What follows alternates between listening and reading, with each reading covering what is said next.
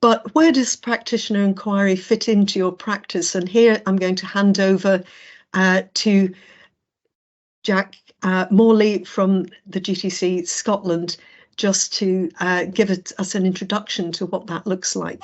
So over to you, Jack. Thank you, Betsy. Hello, colleagues. It's lovely to be with you tonight. And at some point also to my dog Ella, a black Labrador who sounds like she's a ferocious wolf, may make her presence felt. I'm sorry for that. Anybody who comes near our elderly neighbour's door downstairs, she goes into defence, so my apologies if at some point that is an interruption. But I suppose what I wanted to do is take a look across the standards to see what inquiry is, but also maybe to demystify it through the lens of some of my own personal inquiries and what it's meant to me in terms of practitioner inquiry.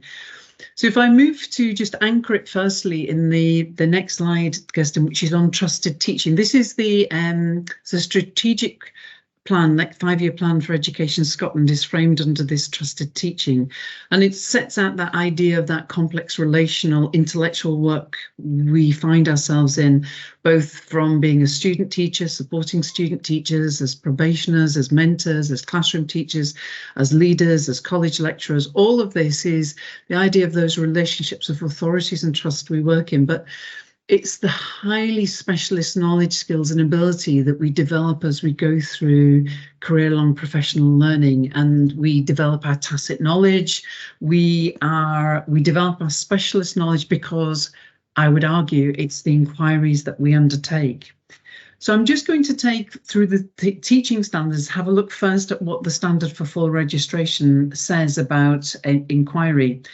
So this gives you a broad idea of what it talks about, having a depth of knowledge and understanding of research and engagement in practitioner inquiry. So it teases it out to say what, you know, our knowledge and understanding is informed by the relevant findings from educational research. So we have an area I'll talk about later where we have access to that kind of thing. If you're in a university context, and I know some of you here tonight, then you've got access to Athens and all great things, but we have a research area because as teachers we need to find out more about areas of our inquiry as are relevant to us. So we need to engage in that research and that practitioner inquiry, and I'll talk about this more because it talks about having an inquiring stance in relation to your inquiry, your work, collaboratively, individually, and how that informs our professional practice. If you look at it across the suite of standards, and it's deeply embedded in all of the professional standards for teachers, you'll actually see, if we jump on one, Kirsten, that the practitioner inquiry here on the left-hand side, you have provisional registration, but it actually has the idea of, you know, knowledge and understanding of research and engagement, and it places this as an expectation for us within our professional knowledge, skills and abilities. It's something we have to demonstrate for entry through this standard for full registration, but you'll notice in the aspirational standards that are written in line with features of master's level learning, the career-long professional learning standard, standard for middle leadership, standard for headship, actually that whole idea of critical and reflection inquiry plays a strong role, not just on these sections, but right the way through. In the leadership side, it actually places a cultural sort of responsibility to create the spaces for this to flourish. So if we move to the next slide, I'm doing a very fast gallop, if you will, through, you know, what is it? Why would we bother with it? How might we go about it? What would we need to know? What differences we hope? Who would you involve with it? And how might I support perhaps others in the process? So in looking at this, I'll take you to the first writer who really informed my thinking about it, and this is about inquiry as stance. So in the professional standards, it talks about inquiry as stance, and this comes from the work of Marilyn Cochrane-Smith. So if you could jump on one, Kirsten, that would be great. So Marilyn Cochrane-Smith is actually the work comes out of that, and she describes it really as our way of being. It's kind of how we show up in our classrooms, learning communities, learning environments, and it's the questions we ask ourselves. It's a perspectival, conceptual worldview. It's a critical mind habit. It's the way we stand and go, now I wonder why that worked that way, or I wonder why that didn't work when it did before. And it's something that actually we carry with her. It's a stance. There's the idea of inquiry as project and the idea of inquiry as stands. This is actually part of our professional countenance, our way of showing up as educators and teachers. If you look at the next slide, Ian Mentor comes and he has, I like his way of explaining it. He talks about it as a finding out, an investigation. And this time he talks about it has a rational approach. It can be explained or defended. I've got my evidence. I know what's made a difference because I've taken some kind of structure to my finding, rather than just thinking, well, that's interesting, I'll see what happens next. Actually, I'm taking it into the point where it's shaping my knowledge, skills and abilities. So if you look at the why, which is the next one, I think one of the things that I would always say, the inquiry needs to be grounded in the day-to-day work rationale you find yourself in. If inquiry feels like something external, additional that you're having to bolt on, I think we've gone wrong somewhere. It has to be very much situated in the questions and the stance and the things I'm asking myself. So it may be in the school, the learning community, the cluster, wherever I am situated, my inquiry should really connect deeply to my learners, the children, young people or adult learners I might work with, my professional context, but also my personal improvement. We could all work in the same area, in the same stage with the same learners, and we'd all come at it with different learning needs because we all come back with different curiosities, different experiences and different histories. So it will be informed by where I find myself. But I think, again, drawing on Helen Timpley's work here, the inquiry into student learning and connecting that to my learning as a teacher really helps us to develop deeper understandings, develop new knowledge, and engage in really meaningful practitioner inquiry. So I'm going to share something from my learning log next. So I am an admirer of Marilyn Cochrane Smith's work. In her book, she sort of tells stories about teachers learning, and maybe it's the story approach. But when I read her book, and I had the privilege of some years ago hearing her speak at Edinburgh University, I came away, and in the box on the left, the 10 words are what's written in my learning journal. And it really connected with something that I used to talk about, a professional itch. I've also heard someone describe it as the stone in their shoe, something that actually has puzzled me, or something I'm asking myself, why? I don't understand that, or, oh, how that was really successful. What was it? How do I make more of it? And she, what was my professional itch, she talks about a conundrum, a provocation, a puzzle, a critical instance, an interest, a hunch. And all of these resonated with me as a teacher. And I found that the STEM sentences to help me focus on what my inquiry might be were really useful. Like, I'm really interested, I want to learn more about, or I want to try out in my class, or I'm just curious about, so I'm not focusing on, what I'm doing. I'm also wondering, why is it important to me? What am I hoping to achieve here? What is, like the Simon Sinek, what's my why? Why is this important? And what am I going to go about change? Helping me to plan that change. So and we'll come back to this question later on. This will guide some of our work, and the link to Marilyn's book is actually on our on the website. So I'll link back. But when I'm looking at my plan for what I'm talking about, it may be that in the slide, the next one might help you in terms of what am I going to do? So I'm really curious about, I want to find more, or I want to try something out with my learners. So what is it I'm going to do? What I'm hoping it will show me, or how will I develop my knowledge or extend my understanding? And who would I involve? Will I focus on one learner? Would I focus on a group? What's my time? Where am I going to plan it? What's my plan for this? I'm starting really with the essential. What do I already know? What colleagues could tell me more? Where's the expertise around me? Where can I go and read more about it? What does the literature and research tell me? And then actually, how will I be able to be informed? And we'll talk about some of the data that you might be able to gather and what it's telling me, but also what does it mean for next in my learning. And I'll explain this in terms of the next slide, and then I'll use an example.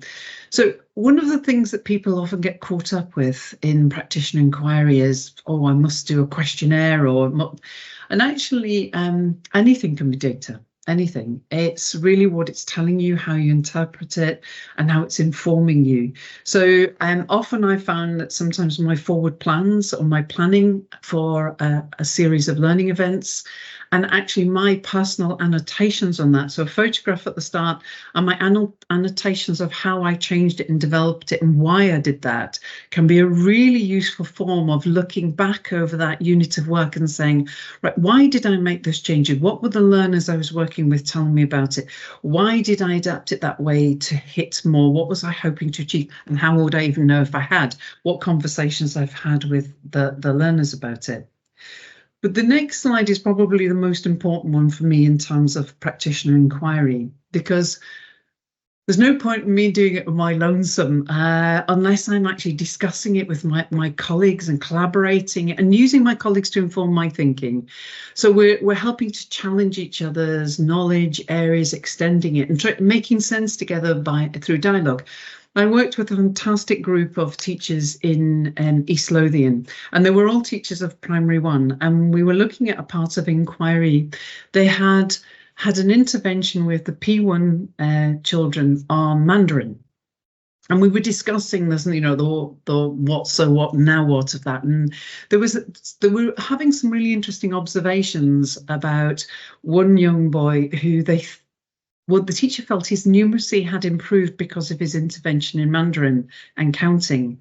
And another two teachers were talking about children who they described as shadow children who don't readily engage, absolutely getting involved, having loads of fun in terms of the Mandarin learning.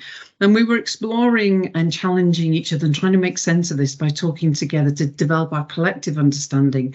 And the group were coming out with things like, well, actually, in Mandarin, it was a non-threatening status to the children, because often children come right into school with assumptions of I'm no good at maths or whatever it might be. But this was absolutely new to everybody, a level playing field. So we were teasing out areas of bilingualism.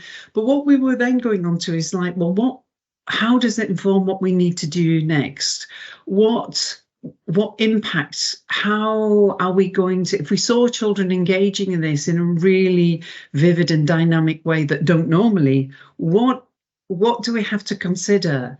What the successes, what maybe the limitations, what was it that changed those settings? And working in that collaborative way to build new understandings or extend a familiar topic into a different way. That's the underpinning role of the aspect of inquiry. It also sits, as you'll see from the next slide, right at the centre of the national model for professional learning. And I'm sure many of you are very familiar with this. But really, I know it looks like another washing machine image from Education Scotland, and at the centre is me as a learner and how my learning impacts onto the learners I work with, whoever they be, but also that closing of that feedback loop of what are they telling me by my inquiry, what am I learning, and that area we were talking about, how am I collaborating to build new knowledge, to extend and deepen my knowledge and understanding, and how am I sharing that? But I really like what the model says in its detail about actually learning by inquiry. And this is situated in the next slide. The links in it will let you go to all of the areas. But what it says about learning by inquiry, I really like. It talks about there being an ethical prerogative to take an inquiring stance to improve outcomes for children, young people and adult learners. That actually I have a moral obligation as a teacher to deepen my knowledge and understanding in that complex world that I work with.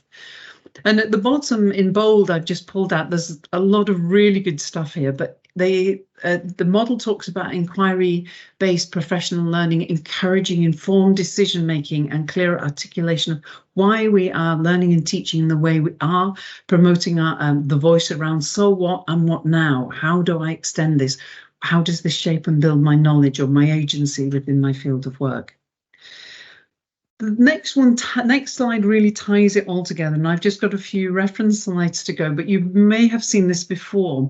And I think whenever I lose the run of myself in my inquiry, then I come back and say, you know, what is it I'm hoping to achieve for my learners? And if I'm looking for them to be motivated, creative, to develop their knowledge and understanding and skills, well, actually, the impact of that comes from who I am as a teacher and as an educator, and actually how I'm knowing what, how I'm developing my knowledge and understanding within this field, and how that impacts back onto them as a learner.